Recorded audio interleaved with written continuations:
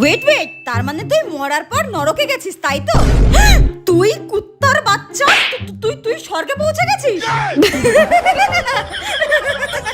তার মানে আমি মরার পর স্বর্গে আর ও নরকে গেছে।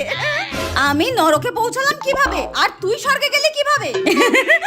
কি করে মানে? ভালো কর্ম করেছি তাই এসেছি, তোর মতো তো আর কুকর্ম করে বেড়াইনি।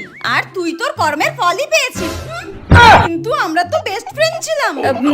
এবার ফোনটা রাখ, আমি একটু স্বর্গটাকে পুরো ঘুরে দেখবো, বুঝলি? ভালো মন্দ কত খাবার খাবো, তুই এবার রাখ, ঠিক আছে?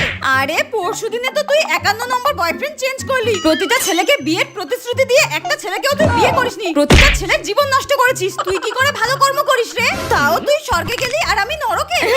তুই এবার রাখ, ওকে বাই, টাটা। আবে শোন, ফোন কাটবি না, দাঁড়া দাঁড়া। আমাকে এখন এই নরকে থাকতে হবে, তারপর আমাকে গরম তেলে